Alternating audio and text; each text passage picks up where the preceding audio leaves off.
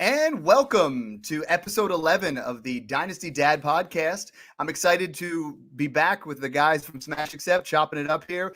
Today's episode is called Dak to the Future, hashtag Smash Accept. A lot of you guys are really asking questions about what should we do with Dak Prescott and what should we do with these quarterbacks. So we brought on three of the best analysts I know, and we're going to kind of break things down for you, try to make it as easy as possible. Before we start that, I really want to thank you guys. I've been on a little bit of a hiatus here, and there was a lot of prayers, a lot of, people sending me DMs saying, "Hey, Dad, where you at?" And I'm excited to be back. A lot of things going on in life sometimes, but right now football is what we're going to be talking about. So I appreciate you guys checking that out. Let's introduce these guys. Let's start out first with John at _Dynasty Trades. John, how you doing tonight? Oh, doing great. And let me just say, it's good to have Dad back. It was getting a little bit wild. We didn't have enough adult supervision around here. So good to be back here with you with the Smash Accept crew. Yeah. Why don't we're going to do the whole way around is we're 5 games in, we're almost a third of the way done with the fantasy season for 2020. What's your biggest takeaway from these first 5 weeks? Yeah. First I'll just say, I'm just really just enjoying football, perhaps more than ever. I just got this perspective with COVID, just love having football on my TV every week. And at one point, I wasn't sure we were going to have that. So I'm not sweating it as much this year. I'm just kind of enjoying it a lot more. But that said, it is clearly going to be survival of the fittest. So everybody listening, you got to stay active. Always be making moves, rolling with the punches. Got to have more trades, baby. And let me just say this: after 5 weeks of Dynasty, you've got to make a call. I mean, my advice is look at every one of your teams, make a call. Are you competing this season, or is it time to shift focus to the future? If you wait, the challenge is some of those other owners are going to sneak in and they're going to make those moves ahead of you if they're not already. So I recommend try to make one trade for each team that you're running right now and figure out, hey, if you're contending, what do the team needs look like? If you're building or rebuilding or first year punt, just go after value and take advantage of all those teams that do decide they're ready to trade picks to compete and that kind of thing. So that's really what I'm doing every day right now at this point in the season. Absolutely love it. That's great advice. And me personally, I'm with you. I'm loving football. I mean, I always do, but now I'm like so much more focused on the game than when it's actually going. The fantasy is a secondary thing because we're so excited that we actually get a season. You know what I mean? So that part has changed the perspective a little bit. Let's welcome to the show Mung at FF_Mung. That's MENG. Welcome back to Smash Accept. It's great to get things going. What's your biggest takeaway here and maybe some things that you got going on through the first 5 weeks? Hey, yeah, it's great to be here once again. I love talking trades with you guys, but my whole philosophy, especially early in the season, is, and I think I mentioned this on one of our older shows, is I always want to be reacting. I'd rather overreact than underreact to what's happening. And in particular, one of the biggest things to look at here is always going to be how many snaps are these players playing? And then when they are getting the snaps, how many touches are they getting?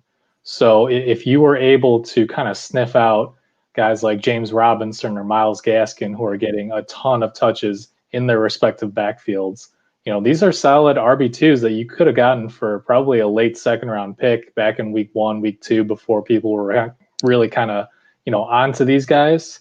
And then a couple names I wanted to throw out there with the AJ Green hamstring injury. T. Higgins is a guy who we could see start to get double-digit targets while Green is out. And even once Green comes back, if he doesn't get traded, this is a guy who's going to see a ton of opportunity and could basically establish himself as the number one for a rookie quarterback that already looks really good. And I'd be remiss if I didn't talk about my boy, Mecole Hardman, with that Sammy Watkins hamstring injury in a potential shootout against the Buffalo Bills. If he's a guy that you've been eyeing, that you've been thinking about trying to trade for in Dynasty, I think now is the time. Yeah, that's a great point about not underreacting. There's a lot of guys that we would have missed out on. You would have missed out on Gaskins. You would have missed out on James Robinson, even Mike Davis, and a guy that I know you've been hyping from the beginning, even Tyler Johnson. He got his opportunity here. It's the time to possibly buy on him with Godwin possibly being a free agent and possibly moving on, or injuries with Evans and things like that. Also great points. Love it. And last but not least, we got at Dynasty Humble here. Jesse, welcome to the show. It's your second time on Smash Accept. What's your biggest takeaway through 5 weeks here? What's going on, boys? Glad to be back. Appreciate you having me on. As always, I love the chat, so it's cool to be actually on here again. And my biggest takeaway is before the season, we were more talking about the rookie running backs. The Clyde Edwards-Helaire, the Cam Akers, the Swifts, the Jonathan Taylors of the world, and it's been the receivers that have been absolutely killing it this year. And we're going to talk about the rookie wide receivers, so I don't want to go too much into it, but I mean, they've been the ones that have been crushing rather than the running backs. I mean, CH has been good, Taylor's been good, and James Robinson has been a nice surprise. But yeah, it's been the kind of the wide receiver show, and everyone was kind of expecting them to come in slow without camp, and they just been all systems go, man. And it's pretty awesome, actually. Yeah, that 2020 class, we talked about it for so long, but I mean, if you had a top 15 pick, almost all of them have hit, unless you took Keyshawn Vaughn, and then it's rest in peace. Sorry about that. But exactly, everybody else an immediate return on those investments, and it's been great. Yeah.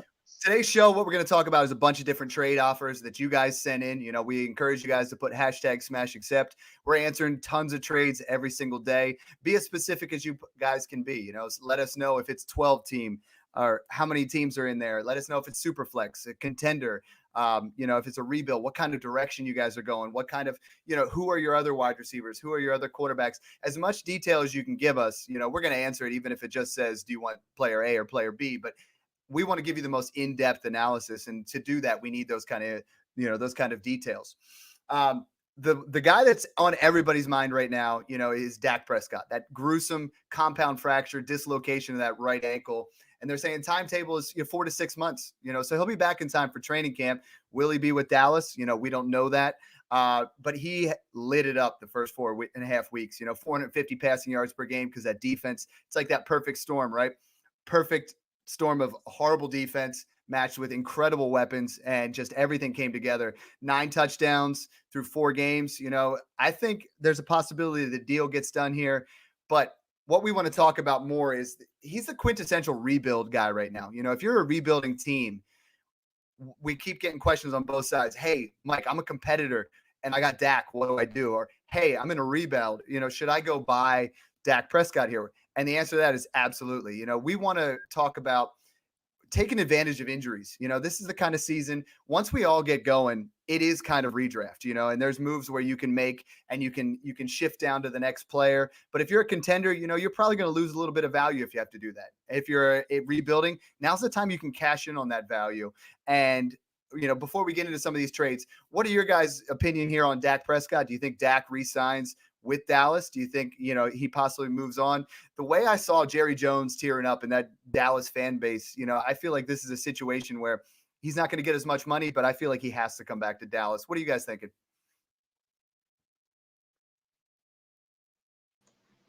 I don't think it's a given. Based on the negotiations that we heard about prior to the season, and even, I'm sure Jerry Jones wants him back, but it sounds like he's not necessarily willing to meet the asking price.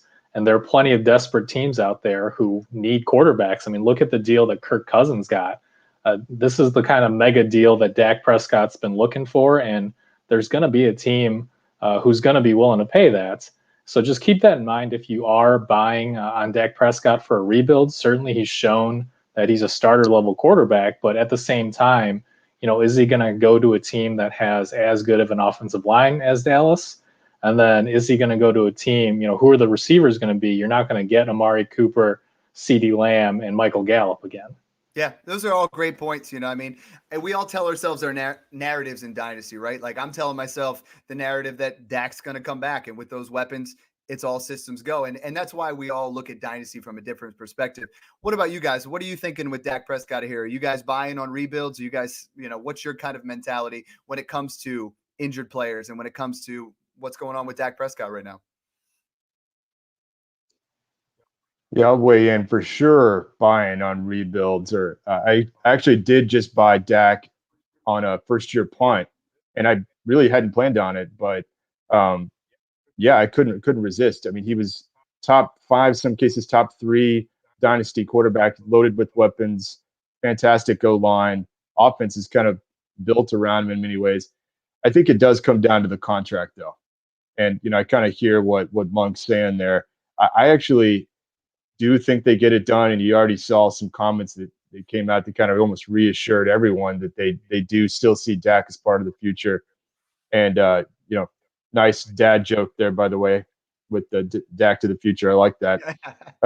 But I would absolutely buy Dak on a pretty sizable discount potentially from these contenders if you can. And I was just going to throw in too, I'm also buying the red rifle. The question is just how much of my fab am I going to drop to get Andy Dalton on my team? Because I think that he steps in as a clear QB1, my opinion, and super flex leagues. Definitely trying to get him everywhere I possibly can right now, especially if he was on waivers. So definitely recommend you guys consider him. The answer to that is if he's still out there and he was not owned, it's 100%. At this point in the year, I think right. You right. got to go all in with your entire budget because, Mung was saying there's a lot of guys that you underreact on. And if you're in Superflex, you don't want to underreact on Andy Dalton, who has a high-end QB2 type ceiling with those offensive weapons, which are fantastic, and you brought up another great point there is I had Dak as my QB4, right there behind Kyler Murray, and I'm not moving him much past QB6, I'm going to move Russell Wilson ahead of him, but there aren't too many other guys where I'm willing to move him up there yet. Dak is that talent where I think he's good enough to still be a top 6 to 8 super flex quarterback. And that's why we're talking about some of these rebuild trades. So let's talk about a few here. Friend of the show, CJ Richardson, which is at Dynasty Day Trader. He put in as a contender, are you willing to ship Dak for Goff and Gurley? So this is one where we're looking at a guy. He's got an opportunity to win a championship. Are you underselling? Are you giving up Dak at too much of a discount to pick up Goff and Gurley? Quick hits on that one, guys. What do you think? Jesse, we'll go with you since you're I'll tackle this one. Sure. I personally wouldn't do that deal. I don't think Goff is. I mean, he's what 12 to 16, 12. You can go out and put all your fab on Dalton, or just buy Dalton at the cheap. You can look at Stafford owner. He's probably not winning a whole lot because Stafford kind of started off a little slow. I'd probably hedge to that. I'd keep Dalton. I'd keep Dak at that price. Gurley has put on a nice season, but it's just 1 year. We're looking at the long-term future for Dynasty. And it's a little hard because you want to kind of win now, but that's not a trade I'd make in a Dynasty I think format, if we're moving back, personally. if you're a contender, Jared Goff's not the guy I'm trying to buy. I'm trying to back and not at all. You want one of those guys in that probably QB 10 to QB 18 range, and we're going to talk about some of them rookie quarterbacks that are super hot. But who are some guys that you guys would be willing, if you're in a contender, to move back for? For me, I'm trying to get, if I'm really a contender, I feel like the resurgence. Last time we were on here, we talked about Aaron Rodgers being on that Up Yours tour. I feel like the resurgence of Aaron Rodgers or Matthew Stafford is the guy that I'm willing to buy. But I need a secondary piece. If I'm going back just a little bit, my secondary piece doesn't have to be that great. But if I'm moving all the way from Dak to Goff, I need somebody better than Todd Gurley because Gurley's not going to be too long for the league yet. What about you guys? I don't have an issue with that trade, but that's a trade where you got to be pretty damn certain that you're making the playoffs, right? You're 4-1, 5-0, but at the same time, if you are going to sell a bit lower on Dak Prescott, let's just say that your league hoards quarterbacks in Superflex, and it's really hard to get a deal done. That's at least a deal that I would wait. If you have enough help at quarterback that you can get by the next 2 or 3 weeks. That's a deal that I would wait to make until week 10 or so, where you're solidifying that title run rather than in week 5, where you still don't know how Goff is going to look with this new offensive line, and you don't know yet if Gurley's knee is going to last that whole season. So, again, in principle, I know it's selling a bit low on Dak Prescott, but at the same time, I don't think that's a terrible deal. Absolutely. It's a tricky situation, right? Because if you're selling Dak Prescott and you're buying those guys, you're in a scenario where if you don't win it all, you're going to look back with some regrets. And I think that's the main advice I have to say to some contenders is, I've been getting some offers where people want Tua off my team and they're offering me, they want Tua plus for Aaron Rodgers. And it's like, that's the situation. That's all well and good if you win the championship, right? But if you don't, and Tua or Dak or one of these guys, you end up biting yourself. Another one here sent in. I was going to do all the rebuilders first, but CJ messed it all up. So we're going to go to a buddy of the show, Will Kavanaugh. He said he's 10-0 and you play multiple teams. You play 2 teams a week, 12-team super flex that he was light at quarterback. So he only had 2 quarterbacks on his roster. One of them was Dak Prescott. He gave up Mark Andrews and Dak Prescott for Clyde Edwards-Helaire, Teddy Bridgewater, a 21 first, which is late, and a 22 second. Mung, I know you responded to that one on Twitter, but I want to hit the other 2 guys here. Would you be willing to give up Mark Andrews and Dak to get Teddy Bridgewater, Clyde Edwards-Helaire, and a late first and a late second 2 years from now? It seems a little light on my end, but it's tough to say when you're in the moment. You want to win that championship. Obviously, he only has 1 quarterback now, so you got to shop it around. Why don't you, John, what do you think here? Is that enough to give up Mark Andrews and Dak, Clyde Edwards-Helaire, Teddy, a first and a second? Yeah, my take on both those trades is that you might be underselling just a bit on Dak, but I mean, if you've kind of shopped him, your league, and you feel like that's the best you can get, it's not a bad move. I mean, you're picking up some nice assets there for sure. Clyde Edwards-Helaire is the important piece there. Is like that's right. He's definitely the best asset in the deal, and so I definitely could do that deal. Maybe try to negotiate a little bit further on it, but I like it. Hard to part with Mark Andrews as well, especially in tight end premium. But those picks and CEH coming in, and look, Teddy B has actually looked pretty damn good so far in Carolina in that new offense. So. It's a pretty solid trade. Yeah, it's tough. It's very league dependent. I mean, if that was a guy like Ryan Tannehill instead of Teddy Bridgewater, or guy that people have a little bit higher, expectations from. Right. I don't see a problem with the deal though, because you get Clyde Edwards-Helaire, so that's a little bit insulated. We know that he's going to be a top 5 to 8 dynasty running back. So therefore, if you can get that championship because you have Teddy Bridgewater, and then you can use that late first next year to draft or upgrade to another quarterback, so be it. Either of you guys have anything to weigh in on that? It seems a little bit on the high side, but when you guys are going for a contender, if you're going for a championship, most times, teams that are selling and buying Dak Prescott, they understand that. They understand that you're going to need to add value to it. And, we're going to talk about that from the rebuilding side, but from a contender side, do either of you guys have a problem with that deal? I actually like the deal as a contender because it's a 2-piece deal, right? So you're losing Andrews. You hopefully can get someone to replace Andrews, or hopefully you have someone on your bench who can replace Andrews. But you're also getting the first and the second, and that's a great piece that you can kind of move with somebody else. Because I would look to flip that, and considering that the team that you're trading is losing Dak, that first might actually be a really good first, maybe a bottom 6. So you're getting a good first, second. Oh, was it this year or next year's first? I'm sorry. This year's first is going to be late. This year's second. Oh, late first. Okay, so I would still do the trade anyway, and you could flip those pieces because those firsts only go up in value, man. So I would definitely flip them if you're contending. Yeah, definitely. Because now you can even trade Teddy with the first for upgrade at quarterback, or if you need whatever your team needs. But I love that trade actually. I'm really good with it because you're getting an even trade with Dak and for CEH. And then you're getting Teddy a first and a second for Andrews, which I'm okay with because you need the quarterback. He absolutely needs the quarterback. So I kind of like it.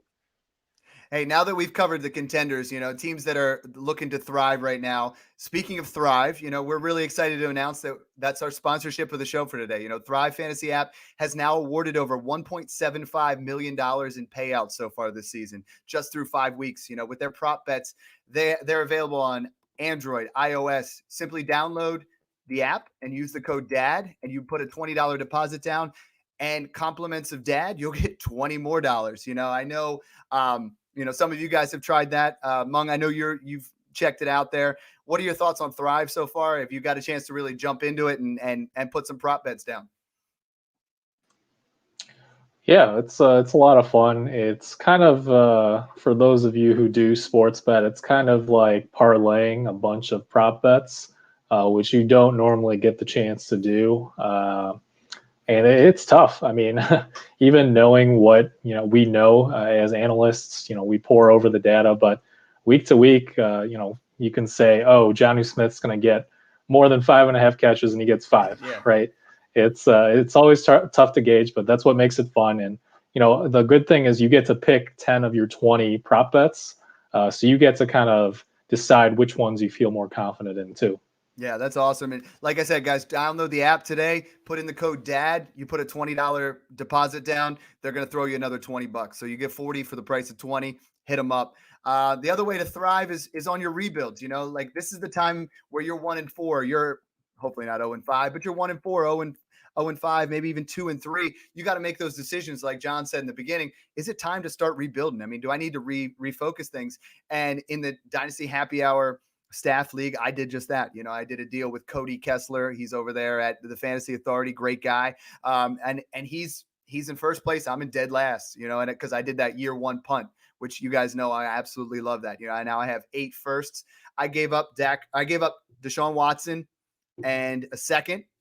And then I threw in Justin Jackson just to sweeten the deal to get Dak Prescott and a first.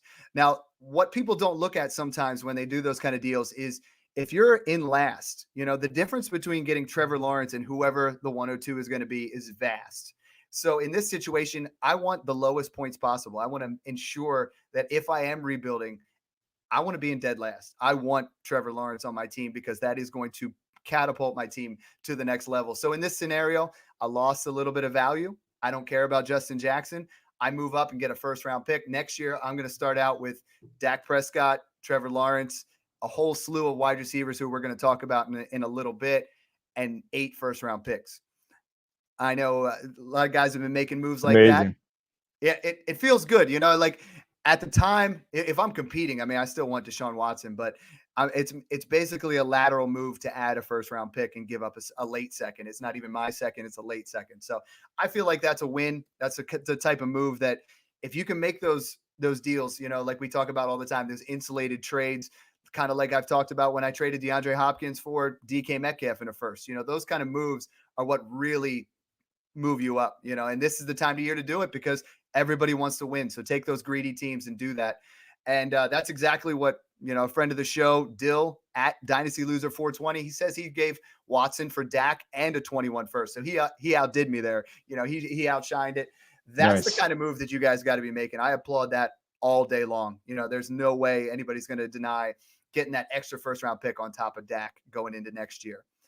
One that I would definitely want you guys to break down here is a similar type situation where Tyler McPherson at McPherson Tyler said he was trying to shed some points off his team. So again, we got to know the details. If you're trying to shed those points and get that lowest points possible, you want to trade for guys like Cortland Sutton, like Dak Prescott, that are going to pan out and, are going to take points off your team. He gave up Michael Gallup and Deshaun Watson for Dak Prescott and Jarvis Landry. Now, what are you guys' thoughts on that one? Did we end up giving up too much of a difference between Gallup and Landry? Or are you guys okay with this deal, knowing that he's trying to shed some points?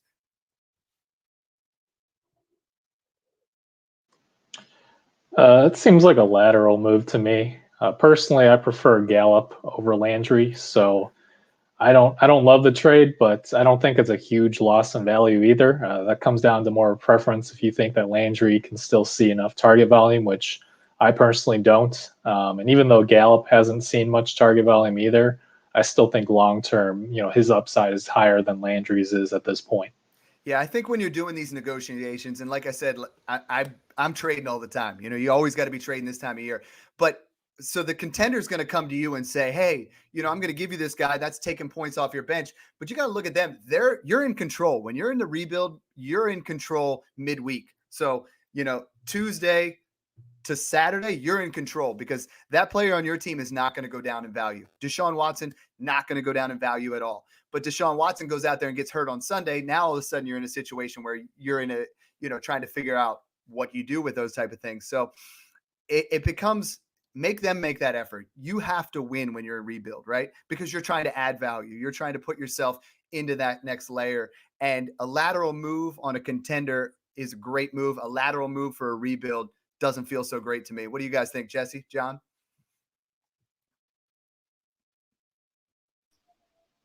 I think you boys hit it on the head, honestly. If I was giving up Watson and Gallup, I want more. I really do. I don't think the difference between Dak and Watson is big enough to lose because Landry is not a piece anymore. He's older. They don't have the passing volume. I'd rather have Gallup. I think maybe Dallas gets rid of Amari Cooper next year just to shed some salary. I think next year is their out or it's the following year. I can't remember offhand, but I feel like that opens up. I just don't like that move too much, to be honest with you. I'd rather if I was getting a pick back, maybe a second. Maybe I like it a little bit more, but I'm not a fan. I don't think the gap between Watson and Dak is too much at all, honestly, especially with Bill O'Brien. I'd almost be looking to get, maybe package up something else and get a guy. And we don't know what the rosters look like, but maybe throw in a second round pick on top of Gallup and try to get like a Cortland Sutton, who's not going to, if he's trying to really shed those points. I mean, my one team I'm rebuilding and I'm trying to shed points. You better believe I have Dak Prescott, Saquon Barkley, and Cortland Sutton because I'm making those moves to get those kind of guys because they're not going to put up a single point. They're not going to cut you back from getting that 101, So if you're trying to shed those points, Jarvis Landry is going to score pretty similar to Michael Gallup, and he's older. So, I mean, at that point, you're trying to look for, I might even prefer maybe a Paris Campbell type where I know I'm not going to get any points from him and maybe there's some upside. So maybe get an extra pick in there. But we don't know the exact situation on that one. Feel like we could possibly get a little bit more juice for the squeeze, as they say. Next one from a newcomer to the show, Hal Holman at Holman Hal. Like he just flips it around. Made a great trade, I think, for a rebuild. Is he sent Cam Newton in a second for Dak? And I feel like you're just spending that potential second round pick, which he didn't say was his. It's a late second, so you're giving up a late second to get 5 years younger and potentially get yourself in a better spot. John, what do you think there? Cam in a second or Dak? Yeah, it's funny. I can applaud this because I basically did that exact deal. I traded Cam, and it's going to be like a mid-second for Dak on that first-year punt. And I had picked up Cam just before he got signed and, flipped him in the second. So love that one. I think that's a great move. I think it's important in your first year punts is to just accumulate as many picks as possible because then you can get deals like this done. You don't have somebody else's second. You don't want to give up your second because that's 201. And that's what it was in my Dak deal is like he wanted my second round pick. Luckily, I had 4 of them. And I was like, I'll give you the last one, but I'm not giving you the 201 to move up into a first rounder. In this situation, maybe that's your burner account there. You guys are both making similar trades, but a second round pick to get 6 years younger or 5 years younger, that's how you win in Dynasty. I mean, Cam's having a nice year. It probably works out for the other guy as well. So that's a win-win for me. Either of you guys have anything to chime in on that one? Nope. No, I'm actually gonna look to make that trade. Yeah, right? I like that deal. That deal's great. Good. I mean, dude, you made out really well, bro. Absolutely. Good job, Hal. Yeah. Next one, we're talking. He says it's a full-on rebuild. It's Alex Mateo _FF. He said he gave up Matt Ryan and Josh Jacobs, which I love Josh Jacobs, but if we're talking rebuild, you got that 2 to 3 year window for those running backs. He gets Dak Prescott and DJ Moore. Now I know Jesse, you and I are probably the biggest steerers of that, DJ Moore tour bus here, that fan club. What do you think of this deal? Oh, Alex is one of my boys, man. He does great work. He writes some really killer articles for Ball Blast. But yeah, he got Dak and Moore. I love that deal, man. Yeah, you're getting rid of Ryan, who's 37. Jacobs is a nice piece to kind of lose. He's a great piece to lose, let's be honest. But you're hedging it a little bit with getting DJ Moore, and then you're getting substantially younger with Dak. I mean, I think that deal's a smash, and I think he killed it with that one. Yeah. Yeah, I mean, Matt Ryan to start the year. I mean, has there been a quarterback who's lost more superflex value? I mean, Dwayne Haskins, of course, but I mean, Matt Ryan has struggled early on here, and he's just not as well equipped for today's NFL, just being a pocket passer, sitting back there, and the Falcons are a mess right now. I think he's a decent, pick up there late, but you're talking about getting 11 years younger and getting DJ Moore. And if you're in a full rebuild, and I say it all the time, if you're in a full rebuild, you want wide receivers, right? Like I talked about mine. I have DJ Moore, Chris Godwin, CeeDee Lamb, DK Metcalf, and I don't have a running back on my team because they're not going to help you when you need it. You're going to be able to buy those running backs, get those running backs in the draft. And DJ Moore, he's struggled a little bit here, but his value hasn't dropped, and he's on, I think Teddy Bridgewater's going to start targeting him a little bit more. Somehow Robbie Anderson seems to be the guy right now, but either you guys disagree with that deal, giving up Matt Ryan and Jacobs to get Dak and DJ Moore. I will say, I mean, maybe just a side point. I mean, I am a little bit concerned on DJ Moore. I'm probably not as high as Jesse and you, Mike. And new offense, new coach, and it's now a 5-week trend. Robbie Anderson is really kind of outplaying him so far. DJ Moore still kind of struggling to get in the end zone for over a quarter of the season. Yet again, he did have the one big play, and that was nice to see. That made a lot of people feel better about it.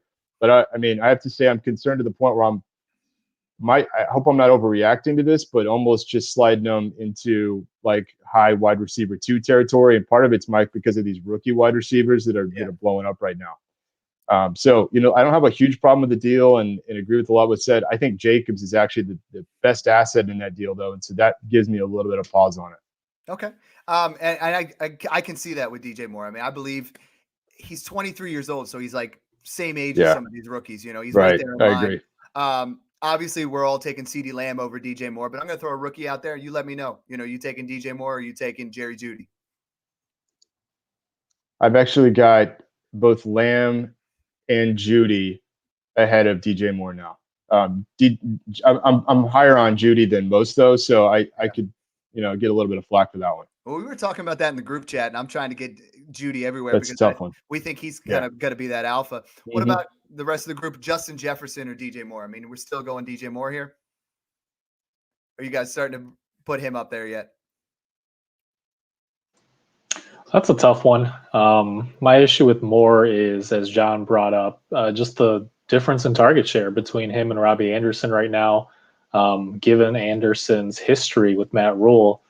And, it might be a good time to you certainly don't have to sell DJ Moore, but after this Falcons game might be a good time where his value kind of has that temporary bump again, because that long touchdown was against that terrible, devastated Falcons secondary.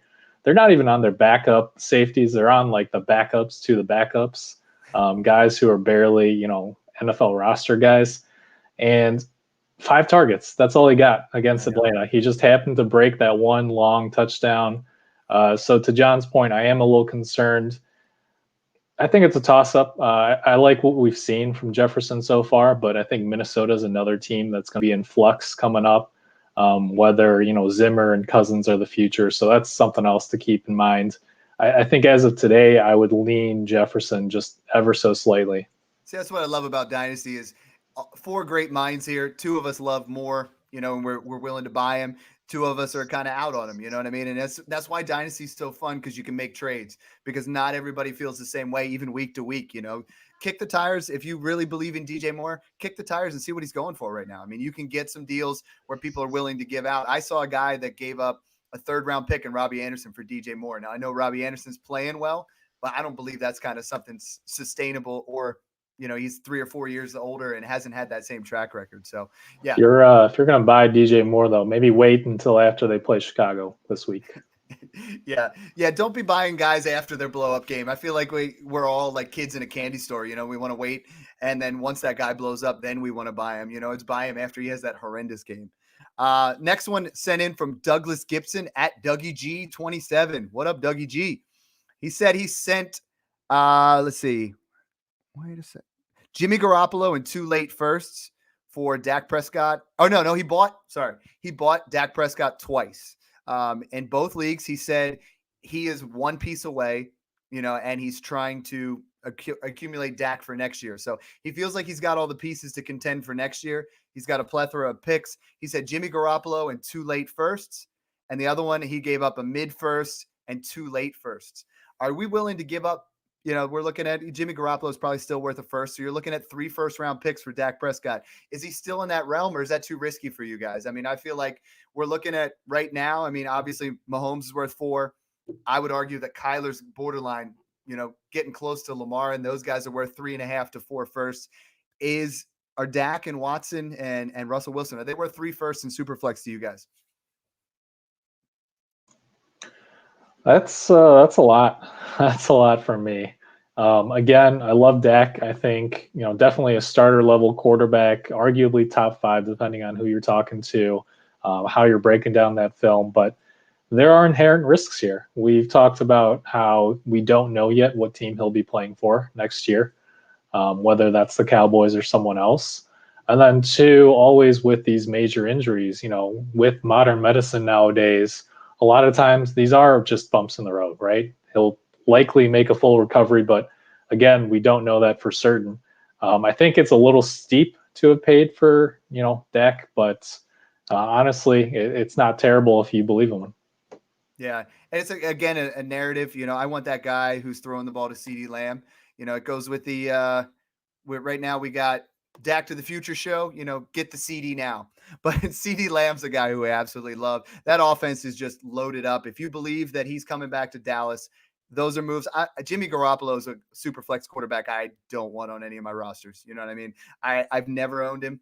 And I've flipped him from time to time where I might pick him up and trade him immediately, but he's not a guy that I'm all in on. And if you're willing to give up 3 firsts, you got to be committed if that's the last piece of the puzzle. So, we're going to talk about some other quarterbacks here that I think are approaching that 3 first realm. So let's talk about right now.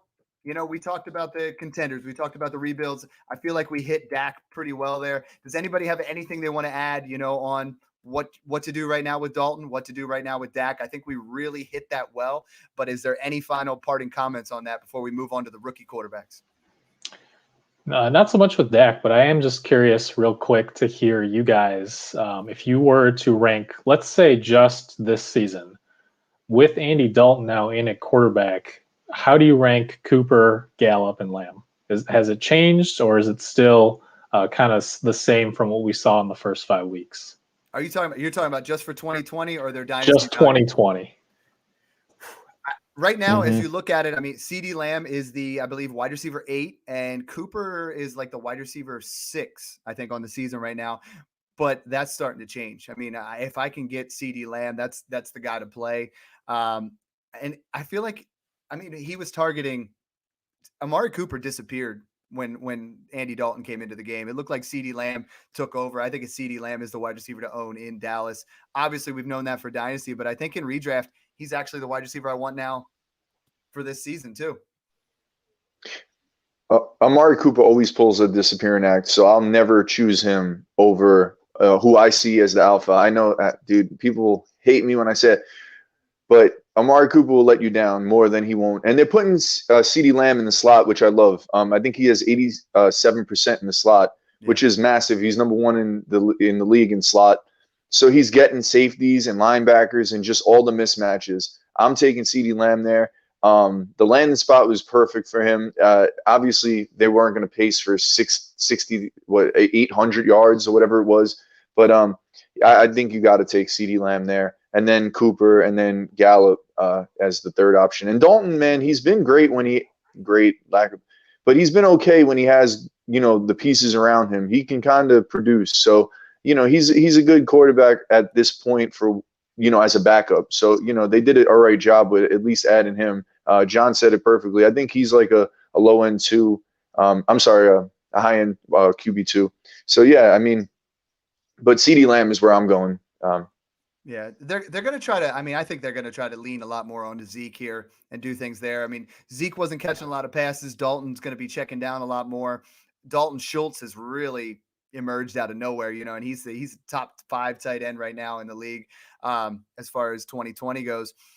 What are you thinking there, John? Let's go the whole way around. Yeah. Do you believe in it's Lamb?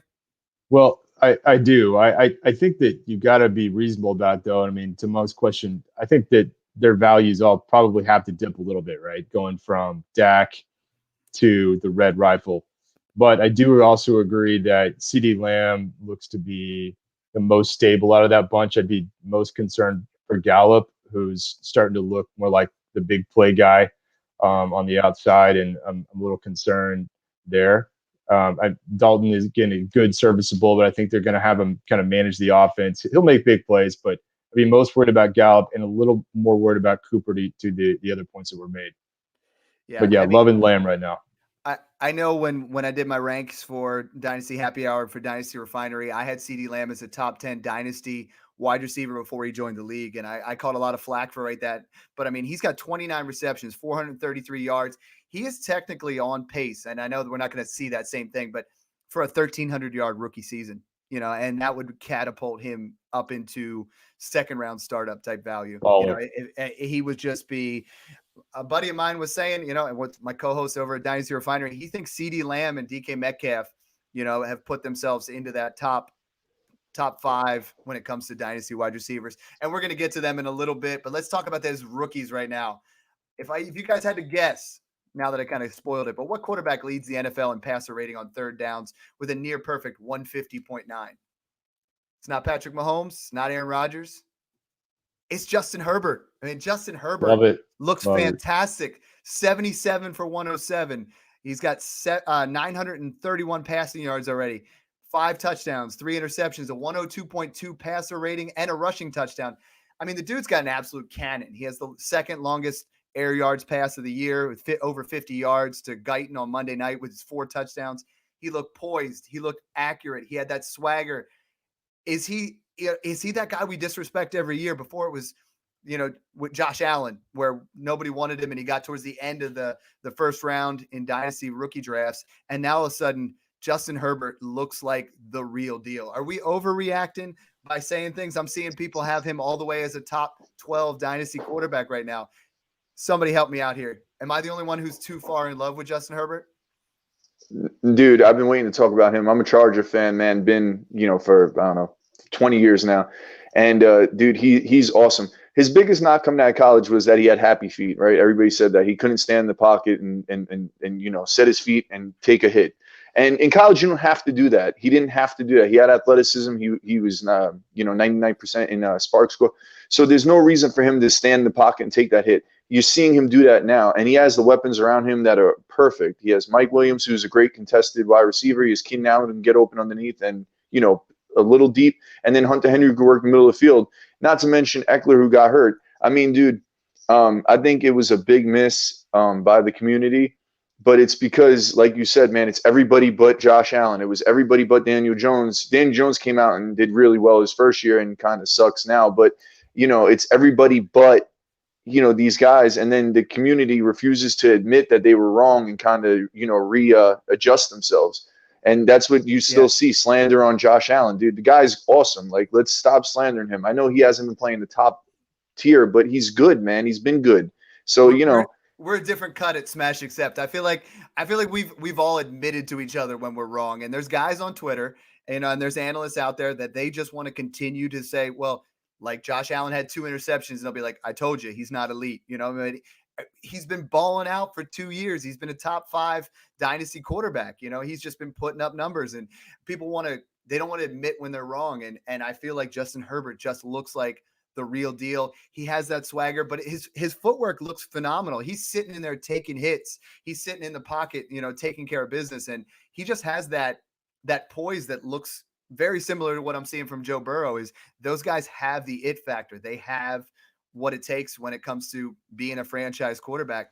Either of you guys want to chime in on Justin Herbert before we move on to Burrow or Tua Tagovailoa? Yeah, I'll jump in. Yeah, I think that you really have to move Herbert up your rankings. Most people probably are. I had him more as like a mid QB2. I like the guy, but now, I mean, for sure he's in that kind of high QB2, even to your point, Mike, maybe creeping into low QB1 territory.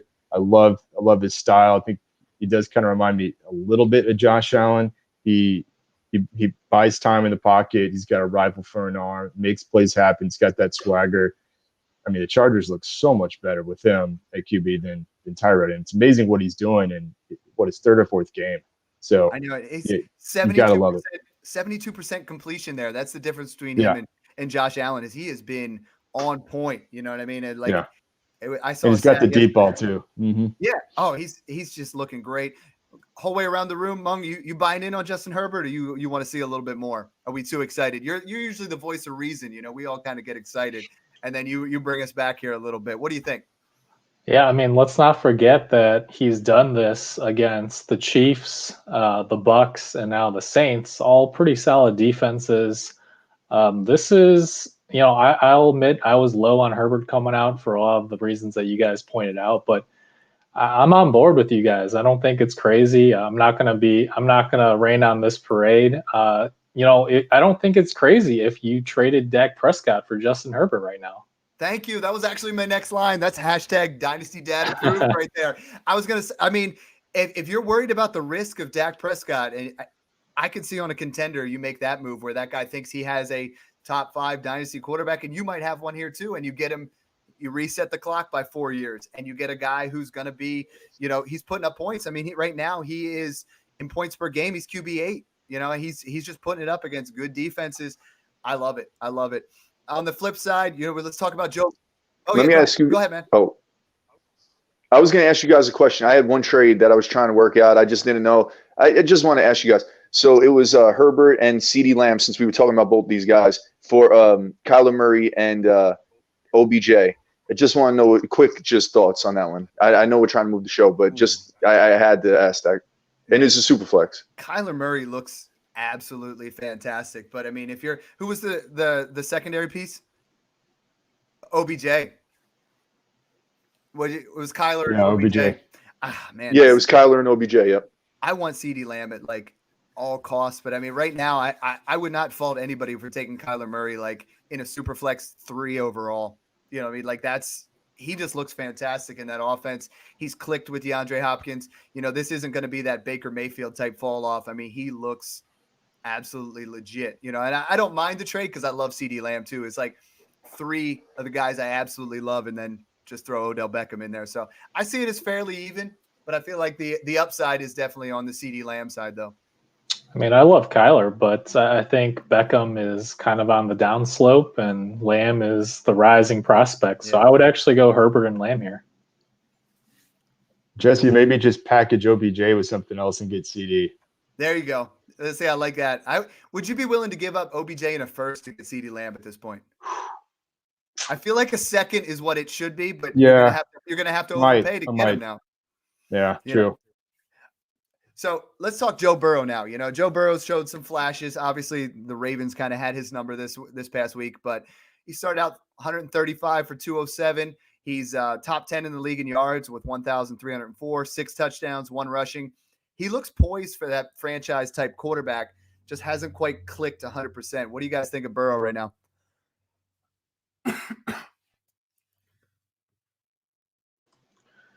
I mean, he looks good. He's played very well for a rookie, especially given the struggles of that Bengals offensive line. The only concern would be I saw somewhere he's on pace to take 70 sacks this year. Yeah. And, we all remember not Derek Carr, but David Carr a few years back where, that lack of protection really kind of just puts bad habits into the minds of these quarterbacks. Cincinnati is one of those organizations that hasn't been very well run in the past. So my only skepticism here is whether they're going to actually invest money in that offensive line, whether they're going to continue to put those pieces around him. And, I'm still cautiously optimistic here. So I love Burrow. Yeah, I had preseason, I had Burrow as my QB9. I had 2 as my QB10. Like I said, I had Herbert in the teens. And I'm not really ready to jump off that. John, I know you're a big Tua Tagovailoa fan. Yeah. Right now, is he your dynasty buy right now? Is he at the quarterback that you're trying to get? Because I was rooting. He really is. I hate to root against Fitzmagic, right? But against San Francisco, I was hoping for a bad game so we could start seeing Tua because I think he might be just as impressive. And that's what's really has me excited to see what he can do. Why don't you run us into that a little bit? Yeah. I for sure. I mean, I'm buying to it anywhere I possibly can. I have them on a lot of my teams, and right now it's just the out of sight, out of mind. But I mean, for me, I was just going to say, builds confidence just seeing what Herbert and Burrow are doing in their first few games in the league. And I did have Tua just right there with Burrow from a talent perspective, and he is in a better situation in Miami, and I do for sure see them building around him in Miami. Miami's got 2 first-round picks and loaded up with other picks as well. Really like the style of the offense that they're building. I think Tua is really going to be strong. And again, he may have actually slid down the rankings a little bit for some of these folks just because, it's recency bias and what have you done for me lately type league, and you start to get a little antsy. So go test the waters on Tua. Go get that kid. Yeah, if you're in a year one punt or you're in a rebuild and you can get Tua and Dak, from some contenders that are really trying to push some other quarterbacks there, that's going to set you up in the future. Out of these three rookie quarterbacks, how do you rank them? I know this is really, really difficult right now, but I'm going to start with you, Jesse, since the Herbert homer here. Rank them for me right now in Dynasty. If you had to put them in order, who you putting first, second, and third?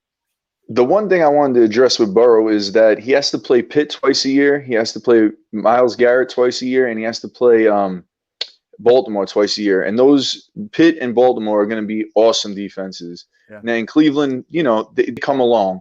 So I actually put Herbert 1, and I know, and then Burrow 2, and then 2 or 3.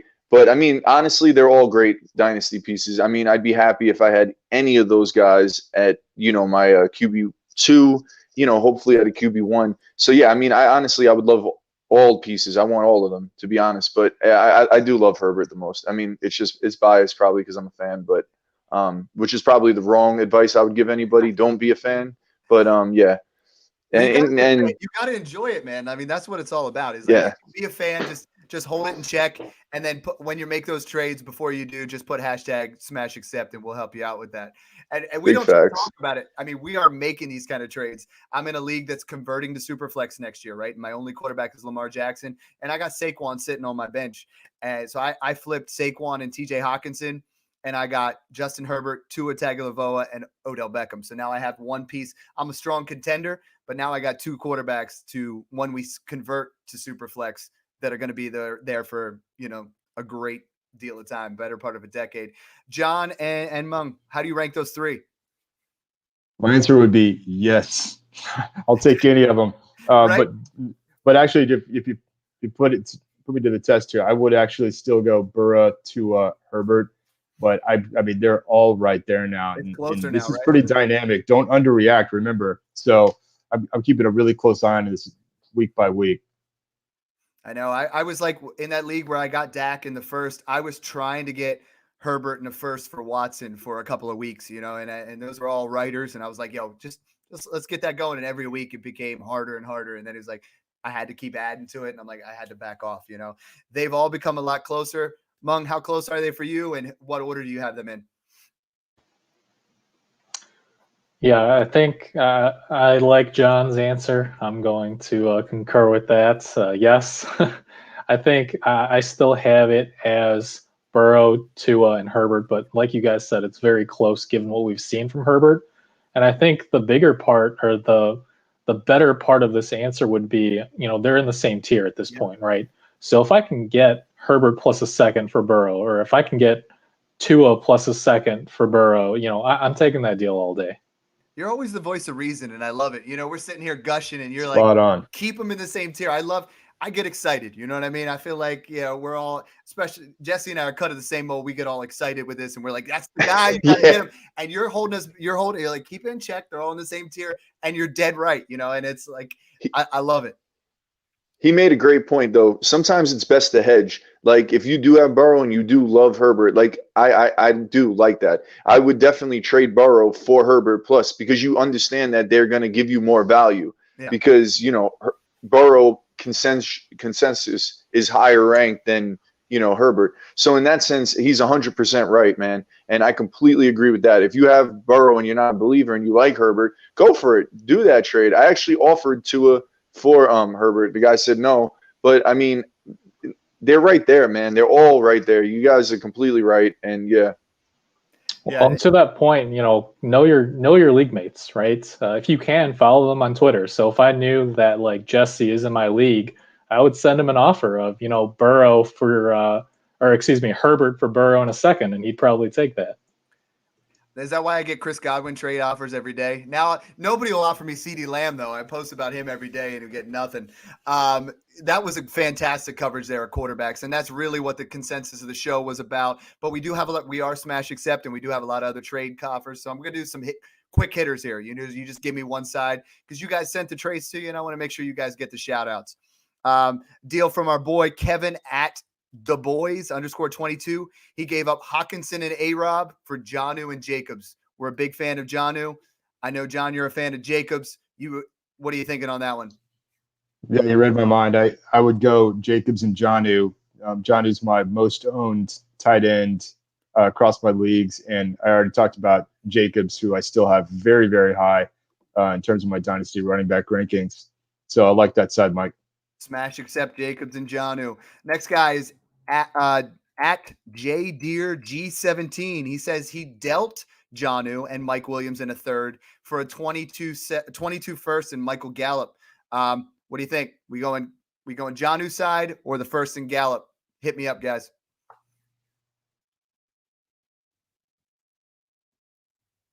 Crickets. Nobody wants that one. I'll take it. Yeah, that That's one's fine. tough, man. I mean, assuming You can he's go not for it, bro. contending, yeah, take the first and Gallup, because as much as I like, what was it, Mike Williams and Jonnu? Yeah.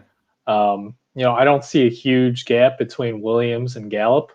And unless it's, a start two tight end league or a heavy tight end premium league, I would still take that first. Love it. Love it. Next one here, we have, let's see, the next one we have is a Robert Tanyan's been involved in a lot of trades. Right now he's sitting as a tight end 5. And Dynasty Junkie sends in, he sent Robert Tanyan, or no, he got Robert Tanyan for Rashad Penny in a 4th. I'm sorry. He gave up Tanyan, Penny in a 4th for Jonnu. Is that something you guys are willing to do? I would do that. I'd probably do that too. Yeah, Smash accept that I one. do like Tanyan, but wow, this is super limited sample size here, Yeah. folks. Yeah, you're looking at 14 targets, 13 receptions, 5 of them being touchdowns. Can't really keep that up. 1 out of every 3 catches. That kind of makes it tough. On the flip side, a guy who hasn't been getting in the end zone, he's the tight end 15 right now, tied with Mo Alley Cox through 5 games. Yeah, he's tied with Mo Alley Cox. We're talking about Zach Ertz. 35 targets, only 20 receptions. I'm going to make this really difficult for you. We all love Jonnu Smith. Who would you rather have in Dynasty right now? I've been watching the Eagles play, and it's hard. It's hard. It's Jonnu. I'm taking Jonnu there, man. Yeah. I mean, Yeah. Ertz looks like Jason I'm sorry, man. I Witten. can't see the mute. We're pushing the mute on you, and we're good. No, that's fantastic, and I feel like that's the kind of move where you could probably get a little bit on top. I think that's been a great episode. I enjoyed getting back on here with you guys. I mean, honestly, it was tough for a couple weeks there, not being able to talk Dynasty with you guys, but I think that's a great episode coming through. All of you guys dropped great insight on that. Keep hitting us up. Hashtag Smash Accept. You can find me at Dynasty_DadFF. Send me your trades whenever you want. Let's go the whole way around. John, where can they find you? Yeah. Hey, John here at Dynasty_trades. Definitely send me any trades anytime. Hashtag Smash Accept or hit my DMs. Love mixing it up with you guys. Love the Twitter community. Anything I can do to help you guys, I'm always all over it. Jesse, what's going on with you? Yeah, I'll just do a little shameless plug, man. I've been working with the Fantasy Authority a little bit, doing a YouTube video on rookies, actually, Rookie Spotlight. I actually had 2 videos so far. One was James Robinson. The second one was Justin Jefferson. If you guys want to check me out there, man, I would love for you guys to go and, check that out. You could go on my Twitter, Dynasty Humble Senior, and they'll be all there. I actually am in between. I put a vote up for CeeDee Lamb or Justin Herbert. So Lamb is winning, so he looks like he's going to be the next guy I tackle. So, yeah, that's basically it, man. And you guys can always slide in my DMs or, hit me up. And I love talking trades and just Dynasty or freaking life, man. If you guys are going through something, you can hit me up. Yeah, I love that first video you did on James Robinson. Put that out there. I think that's fantastic work, so keep it up. Thanks, man. Appreciate it. Yeah, anytime. And Mung, what's some things you got working on, and where can people find you? Yeah, you guys can always hit me up on Twitter. I'm at FFA_Mung. That's MENG.